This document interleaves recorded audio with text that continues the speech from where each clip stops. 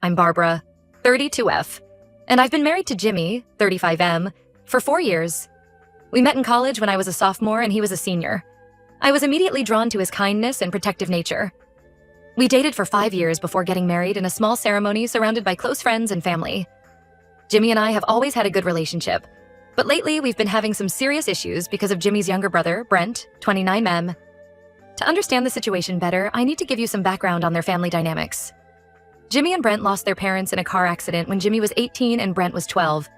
It was a devastating blow to both of them, but especially to Brent, who was still so young. Jimmy, being the older brother, took on the responsibility of raising Brent. He put his own dreams on hold, working multiple jobs to support them both while also trying to finish college.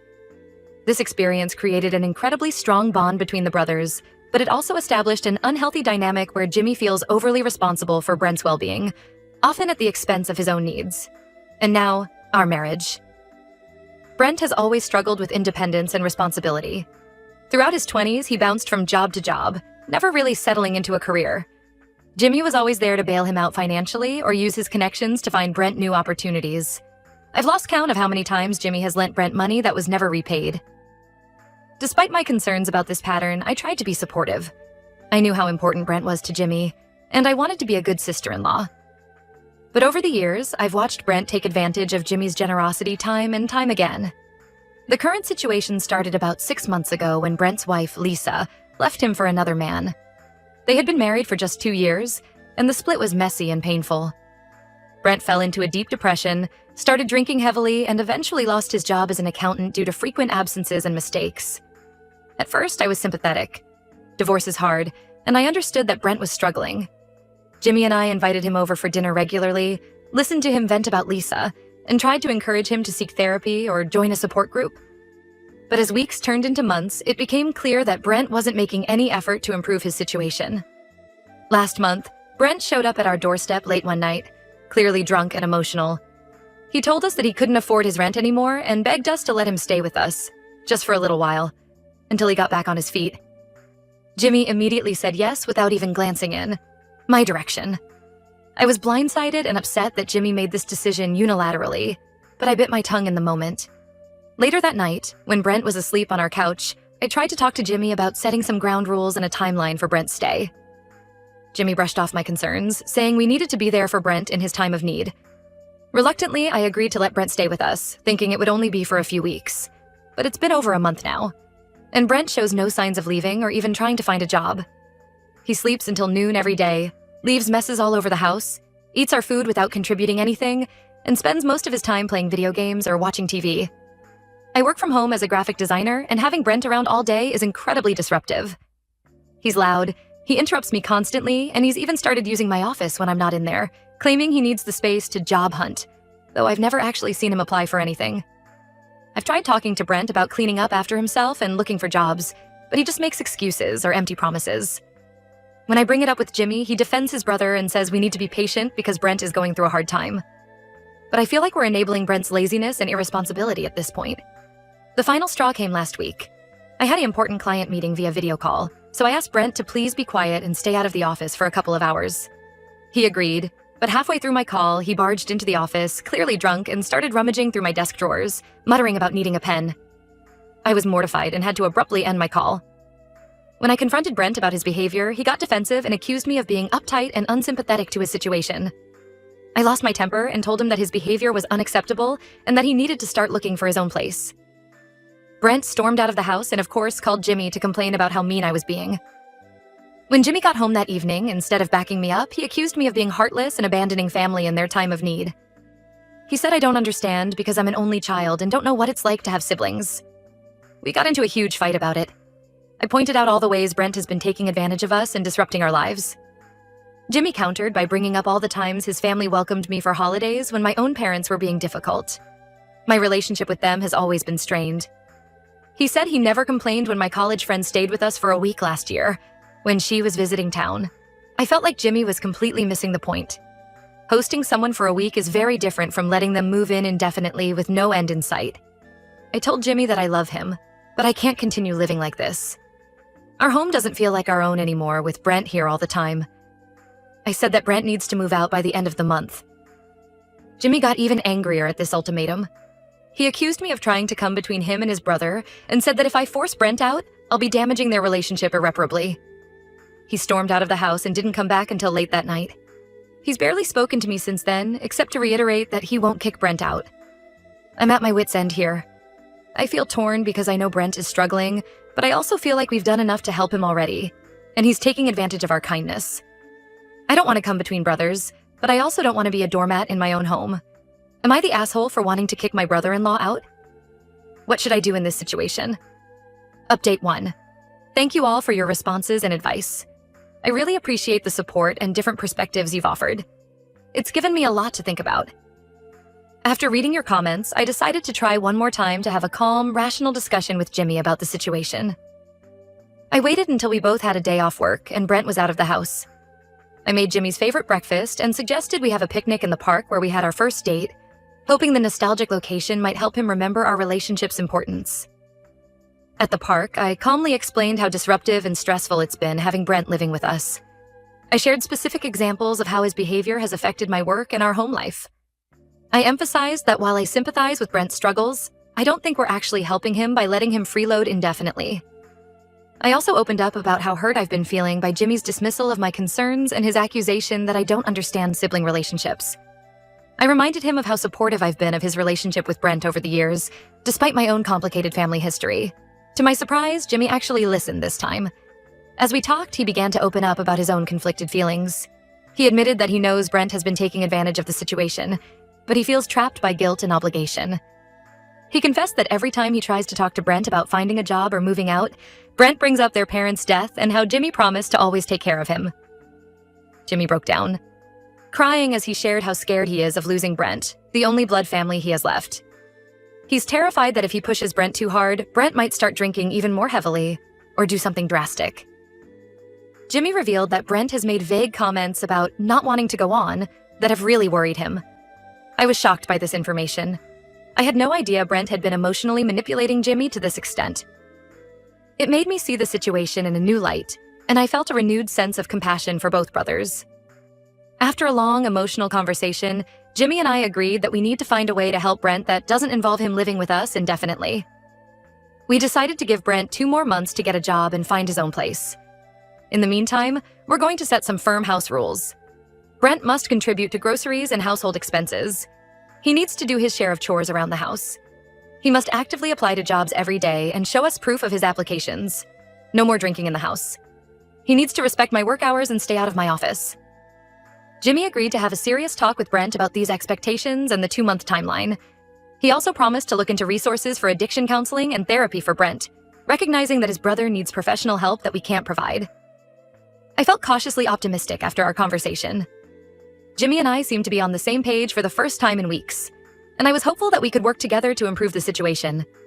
However, things took an unexpected turn the very next day. I was working in my office when I overheard Brent on the phone in the living room. He was talking to someone, I think a friend, and complaining loudly about how unreasonable Jimmy and I were being, and how we were kicking him out on the street. He called me several nasty names and said I had turned Jimmy against him. The worst part was when I heard him say, "I know how to handle Jimmy. I'll just remind him of Mom and Dad, maybe threaten to do something stupid and he'll back down. He always does." I was furious. All the compassion I had felt the day before evaporated in an instant. I stormed out of my office and confronted Brent about what I'd heard. He was shocked to realize I'd overheard him and quickly tried to backpedal, claiming I had misunderstood. We got into a heated argument. Brent accused me of eavesdropping and said I was trying to come between him and his brother. I lost my temper and called him an entitled, manipulative mooch who needed to grow up and take responsibility for his own life. I told him I knew about his emotional blackmail of Jimmy and that it needed to stop immediately. Brent's face turned red with anger. He started yelling about how I could never understand what he and Jimmy had been through, how I was trying to steal his brother away, and how he'd make sure Jimmy knew what a cold-hearted bitch I really was. Then he stormed out of the house, slamming the door behind him. I was shaking with anger and adrenaline. I tried to call Jimmy at work, but he didn't answer. I sent him a text asking him to come home as soon as possible because we needed to talk. A few hours later, Jimmy came home to find me still upset and Brent nowhere to be seen. When I explained what had happened, I expected Jimmy to be as angry as I was at Brent's manipulation. Instead, to my shock and dismay, Jimmy defended Brent. He said I shouldn't have confronted Brent like that I must have misunderstood what I heard, and that even if Brent did say those things, he probably didn't mean them. He accused me of provoking Brent and making the situation worse. We got into another big fight. I couldn't believe Jimmy was taking Brent's side after everything we had talked about the day before. Jimmy ended up leaving to go find Brent, saying he was worried about his brother's state of mind. That was yesterday, and Jimmy still hasn't come home. He's not answering my calls or texts. I have no idea where he and Brent are or what's going to happen next. I'm at my wit's end here. I feel like I'm the bad guy no matter what I do. Part of me just wants to pack up and leave for a while to get away from this whole toxic situation. But I also don't want to abandon my home, or let Brent drive a wedge between me and Jimmy. I don't know where to go from here. Any advice on how to handle this mess would be greatly appreciated. Update 2. It's been a week since my last update, and things have only gotten more complicated and stressful. After Jimmy left to find Brent, they both stayed at a hotel for a couple of nights. Jimmy finally called me on the third day, saying they were coming home and we all needed to talk. I braced myself for what I expected to be a difficult conversation. When they arrived, I was shocked to see how haggard and emotional both brothers looked. It turns out they'd spent those days having intense discussions about their relationship, their parents' death, and Brent's struggles. Jimmy had finally confronted Brent about his manipulative behavior, and ultimatums were made. The three of us sat down in our living room, the tension palpable. Jimmy started by apologizing to me for dismissing my concerns and leaving like he did. He admitted that he'd been in denial about the extent of Brent's issues and the strain it was putting on our marriage. Brent then spoke up, his voice shaky. He apologized for his behavior and acknowledged that he'd been taking advantage of our kindness. He revealed that he's been struggling with depression and alcohol addiction since his divorce, using emotional manipulation to avoid facing his problems. The conversation that followed was long, emotional, and at times heated. We discussed boundaries, expectations, and the need for real change. By the end, we had come to an agreement. Brent would move out within 2 weeks to a small apartment Jimmy would help him find. He would enter an outpatient rehab program for his alcohol addiction. He would start seeing a therapist to work on his depression and codependency issues. Jimmy and I would attend couples counseling to work on our communication and rebuild trust. Family dinners would be limited to once a week, and Brent would need to respect our boundaries. I felt cautiously optimistic about this plan, but also exhausted and wary. The past few months had taken a significant toll on my relationship with Jimmy, and I knew we had a long road ahead to repair the damage. The next 2 weeks were a flurry of activity as we helped Brent find an apartment and pack his things. There were moments of tension, particularly when Brent made comments about feeling kicked out, but Jimmy was firm in reinforcing the plan we'd all agreed to. Now, Brent has been in his new apartment for about a week. He's started his rehab program and seems to be taking it seriously so far. Jimmy and I had our first couples counseling session, which was difficult but productive. We're learning to communicate better and address the underlying issues that led to this situation. However, I'm still struggling with lingering resentment and trust issues. I find myself questioning Jimmy's commitment to our relationship and worrying that he'll backslide into prioritizing Brent over our marriage. I'm trying to be patient and give him a chance to prove himself, but it's hard. There have been a few concerning incidents. Twice now, Brent has called Jimmy late at night, claiming to be in crisis. Both times, Jimmy rushed over to Brent's apartment, leaving me feeling abandoned and worried. When I expressed my concerns, Jimmy got defensive, saying he can't just ignore his brother when he's in need. I understand the desire to help family, but I also feel like clear boundaries need to be established. I'm worried that Brent is already falling back into old patterns of manipulation and that Jimmy isn't strong enough to resist. On a positive note, I've been focusing on rebuilding my own sense of self and independence. I've started taking an online course to expand my graphic design skills, and I've been reconnecting with friends I'd neglected during the chaos of the past few months. It feels good to reclaim some control over my life and remember who I am outside of this family drama. Jimmy and I are trying to plan a weekend getaway to reconnect and focus on our relationship without distractions. I'm hopeful that it will be a positive step, but I'm also anxious about leaving Brent unsupervised for an entire weekend. I'm taking things one day at a time, trying to balance being supportive of Jimmy's relationship with his brother while also advocating for my own needs and the health of our marriage. It's a difficult tightrope to walk, and I'm not always sure if I'm handling things the right way. Any advice on how to navigate this complex family dynamic while protecting my marriage would be greatly appreciated. I'm committed to making this work, but I'm also scared of being hurt again if things don't improve. Update 3. It's been about a month since my last update, and I wanted to share the latest developments in our ongoing family saga. Brent has now been living in his own apartment for 5 weeks. The transition hasn't been smooth, but there have been some positive changes. He's been attending his rehab program regularly and, according to Jimmy, hasn't had a drink in 3 weeks. He's also started seeing a therapist twice a week to work on his depression and codependency issues. Jimmy and I have been continuing with our couples counseling. It's been challenging but illuminating. We've uncovered some deep-seated issues in our relationship that go beyond the situation with Brent. Jimmy's need to be the protector and fixer, stemming from his experience of losing his parents and raising Brent, has led him to sometimes dismiss my feelings and opinions. On my part, my difficulty in expressing vulnerability due to my strained relationship with my own family has made it hard for me to communicate my needs effectively. We're slowly learning to communicate better and understand each other's perspectives. It's a work in progress, but I feel like we're moving in the right direction. The weekend getaway we planned was both wonderful and stressful. We had some great moments of reconnection, enjoying each other's company without the constant tension of the past few months. However, Brent called Jimmy multiple times during our trip, each time with some minor crisis that he insisted only Jimmy could help with. Jimmy tried to set boundaries, but I could see how torn he felt each time his phone rang. On the positive side, I've thrown myself into my work and personal development. The online course I'm taking has led to some exciting new project opportunities. I've also started volunteering at a local animal shelter, which has been a great source of joy and stress relief. As for our family dinners, we've managed to stick to the once-a-week schedule. They're still somewhat tense affairs, but they're improving. Brent seems to be making an effort to engage in more positive conversations and has even started asking me about my work, which is a big step for him. However, there have been some setbacks. Last week, Brent lost his job at the local supermarket where he'd been working part-time. He claimed it was because his boss was unsympathetic to his recovery process, but Jimmy later found out that Brent had been consistently late to shifts. This led to another argument between Jimmy and me about how much support we should be providing Brent.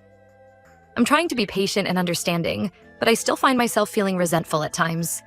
There are moments when I wonder if this is what the rest of our lives will look like, constantly walking on eggshells, waiting for the next crisis with Brent. Jimmy and I had a long talk last night about our future. We both agreed that we want to make our marriage work, but we also acknowledge that Brent's issues will likely be a part of our lives for the foreseeable future. We're trying to find a balance between being supportive family members and maintaining healthy boundaries. We've decided to set some new ground rules. Jimmy will not rush over to Brent's apartment for every crisis. Instead, he'll encourage Brent to use the coping strategies he's learning in therapy. We'll have a no Brent talk rule for date nights, allowing us to focus on our relationship.